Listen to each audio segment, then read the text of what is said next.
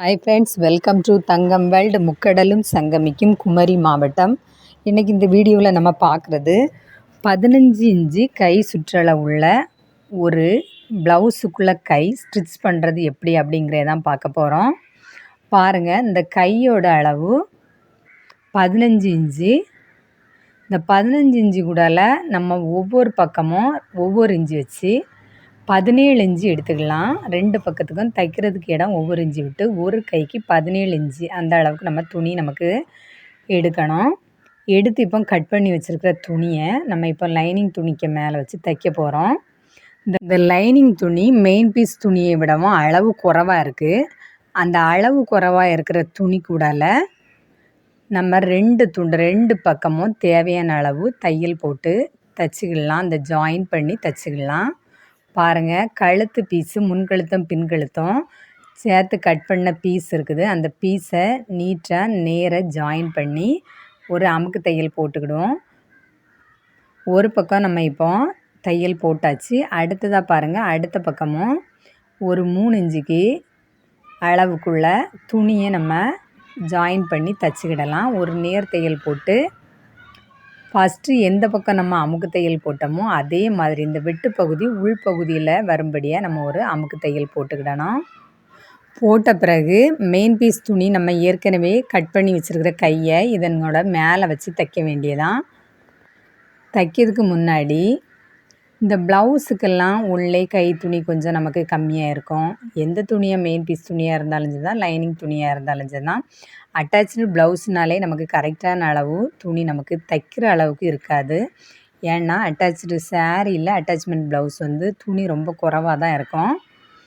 ஆனால் இந்த ப்ளவுஸில் கரெக்டான துணி அளவு தைக்கிறதுக்கு இருந்து லைனிங் துணி தான் கொஞ்சம் கம்மியாக இருந்து அதுக்கு தான் நம்ம ஜாயின் பண்ணி கை தைச்சிக்கிட்டு இருக்கிறோம். எல்லாரும் ஒரே அளவாக கரெக்டாக துணி எடுக்க முடியாது. லைனிங் துணி ஏதாவது இப்படி சின்ன சின்ன அளவு குறைபாடுகள் ஏதாவது இருந்ததுன்னா நம்ம தான் அதை சரி பண்ணி தைக்கணும். வாங்க தைச்சிடலாம். பாருங்கள், ஏற்கனவே கட் பண்ணி வச்சுருக்கிற இந்த மெயின் பீஸ் துணியை எடுத்து லைனிங் துணிக்கு மேலே வைக்கணும். அதை எப்படி நம்ம வைக்கணும்னா, லைனிங் துணியோட நல்ல பக்கமும் மெயின் பீஸ் துணியோட நல்ல பக்கமும் சேர்ந்து வரும்படியாக ஜாயின் பண்ணி தைக்கணும்.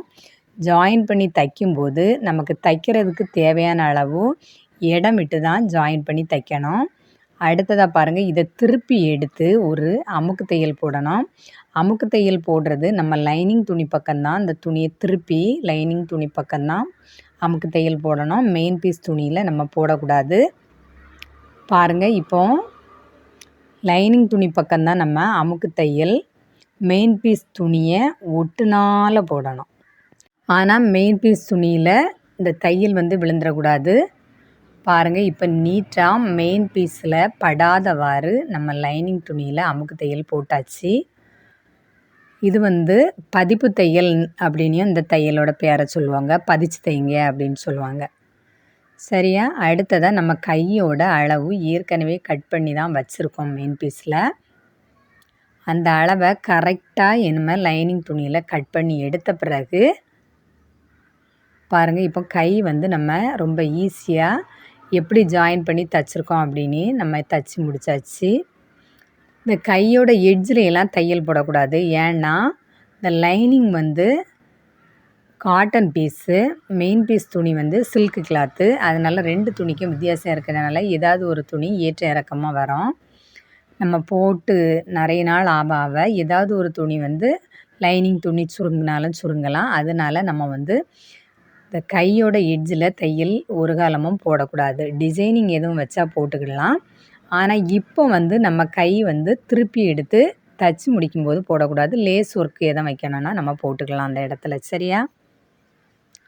பாருங்கள், இப்போ கையை நம்ம முன் கைக்குழி பின் கைக்குழி பார்த்து நீட்டாக வச்சுக்கலாம். வச்சுக்கிட்டு அளவு நம்ம செக் பண்ணி நீட்டாக கட் பண்ணி எடுப்போம். என்ன ஒருக்கா பாருங்கள், கையோட சென்டர் பகுதியை மார்க் பண்ணிடணும் ஃபஸ்ட்டு. அடுத்தது கை சுற்றளவு 7.5 இருக்கா அப்படிங்கிறத செக் பண்ணி அந்த 7.5க்கு ஒரு மார்க் பண்ணிவிடுவோம். அடுத்தது கை கீழ் சுற்றளவு மார்க் பண்ணிவிடுவோம்.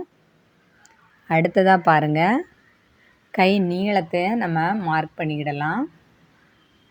அடுத்ததாக கை சுற்றளவை மார்க் பண்ணிவிடுவோம். கை சுற்றளவுலேருந்து பாதி அளவு கம்மி பண்ணி ஆம்கோல் அளவுக்கு நம்ம மார்க் பண்ணிக்கிடணும். மார்க் பண்ணி நீட்டாக அந்த ரவுண்டு முன்கைக்குழி பின்கைக்குழி அளவுக்கு கரெக்டாக கட் பண்ணி எடுத்துக்கிடுவோம். அடுத்தது சென்டர் கட் பண்ணியாச்சு. அடுத்தது முன்கைக்குழி நம்ம கொஞ்சம் 1/2 இன்ச்சு அளவுக்கு குளித்து கட் பண்ணி எடுத்துக்கலாம். பாருங்கள், கட் பண்ணி எடுத்த பிறகு இந்த கையோட ஷேப்பை பாருங்கள். முன் கைக்குழி பின் கைக்குழி கை கீழ் சுற்றளவு கையளவு எல்லாமே கரெக்டாக நம்ம கட் பண்ணி எடுத்துருக்கோம்.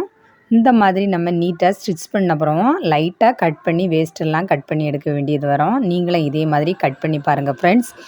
அடுத்ததாக இந்த கைக்கு ஒரு லேஸ் டிசைனிங் கொடுக்க போகிறோம். இந்த லேஸ் டிசைனிங் ஒரு 1/2 இன்ச்சு சிங்கிள் லேஸ் தான். பாருங்கள், கழுத்துக்கு இந்த ஒர்க் வச்சுருக்கிறதுனால லேஸ் டிசைனிங் கொடுத்துருக்கனால இந்த கைக்கும் நம்ம இந்த லேஸை வச்சு டிசைன் வைக்க போகிறோம். பாருங்கள், கையோட எட்ஜில் கையோட உள்பகுதியில் தான் அந்த லேஸை வச்சு வைக்க போகிறோம். இந்த மாதிரி சிங்கிள் லேஸ் வச்சு தைக்கும்போது டிசைனிங்காக ரொம்ப சிம்பிளாக இருந்தாலும் பார்க்குறதுக்கு ரொம்ப லுக்காக இருக்கும். ஹாய் ஃப்ரெண்ட்ஸ், இந்த வீடியோ எப்படி இருந்துன்னு மறக்காமல் சொல்லுங்கள். இந்த ப்ளவுஸில் கை லேஸ் வச்சு ஸ்டிச் பண்ணி முடித்த பிறகு எப்படி இருக்குது அப்படிங்கிறதையும் மறக்காமல் சொல்லுங்கள் ஃப்ரெண்ட்ஸ். ஹாய் ஃப்ரெண்ட்ஸ், மறக்காமல் நம்ம தங்கம் வேர்ல்டு சேனலை சப்ஸ்கிரைப் பண்ணுங்கள். தேங்க்யூ.